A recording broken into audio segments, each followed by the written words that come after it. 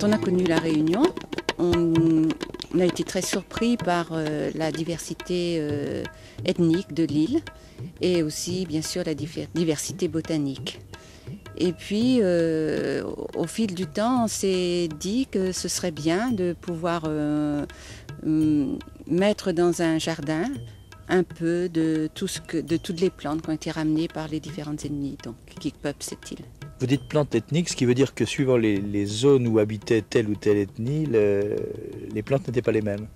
Bien sûr, il y a déjà au point de vue alimentaire ou au point de vue médicinal, les gens ont apporté avec eux ce qu'ils avaient d'habitude de consommer.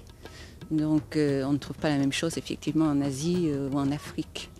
Et comme l'Afrique et l'Asie sont présentes sur cette île, ça veut dire qu'il y a des plantes et d'Afrique et d'Asie. Voilà, beaucoup de plantes d'Inde, d'Asie et puis beaucoup aussi de Madagascar. Ça a été facile de faire vivre ensemble des plantes qui peut-être n'avaient jamais vécu aussi proches l'une de l'autre? Non, ça n'a pas été facile et même parfois il y a eu des échecs. C'est évident qu'avec les différentes altitudes ici, tout ne pousse pas dans les bas ou dans les hauts comme on dit. Donc certaines plantes comme le thé, on n'a jamais réussi à l'acclimater dans les bas. On l'a bien replanté à diverses reprises, mais le thé est mort à diverses reprises. Donc non, on ne peut pas, et certains arbres aussi ne peuvent pas pousser dans les bas.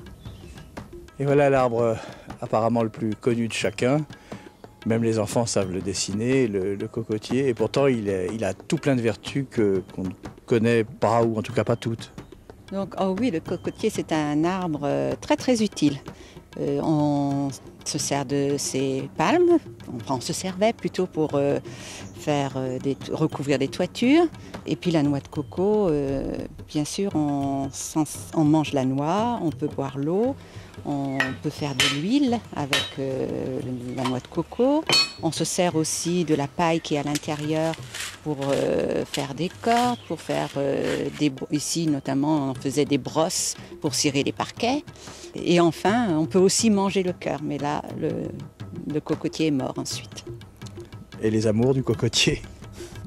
Oui, eh bien écoutez, les noix de coco peuvent flotter, et peuvent beaucoup naviguer sur les mers. Elles peuvent faire environ 5000 km et germer. Et pendant ce temps-là, elles se préparent à la germination. Et c'est pourquoi on peut trouver des cocotiers dans toutes les îles tropicales, même assez éloignées d'une autre terre. Ce qui veut dire que le cocotier n'est pas venu ici avec une ethnie, il est venu tout seul. Il est certainement venu par la mer d'un autre endroit rempli de cocotiers. Pourquoi pas Madagascar. Et ces noix de coco, vous les ramassez ou vous attendez qu'elles tombent? Non, bien sûr, on les ramasse, sinon les gens... ce serait plutôt dangereux pour nos visiteurs. Une noix qui tombe d'aussi haut, je pense que la tête éclate. Et qui les ramasse? On a des casseurs de coco à La Réunion, ça s'appelle comme ça. Bon, l'activité se fait de plus en plus rare parce qu'elle est risquée. Les gens grimpent à même le tronc et ils ramassent des chapelets de coco quand ils sont mûrs surtout. Quelle ethnie? Surtout les Malabars, donc de religion tamoule. Pour les fêtes religieuses, notamment pour les marches sur le feu, il y a des noix de coco qui sont installées à chaque angle de l'endroit où ils marchent. Et là, on est tout à la fois chez les Indiens de Haute-Amazonie et chez les producteurs de fromage hollandais.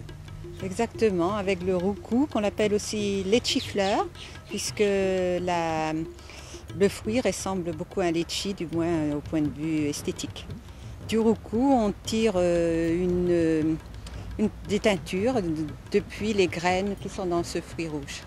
Et les Indiens s'en badigeonnaient le visage à la veille de leur grande guerre. Exactement, c'était pour simuler le sang, le goût de la guerre.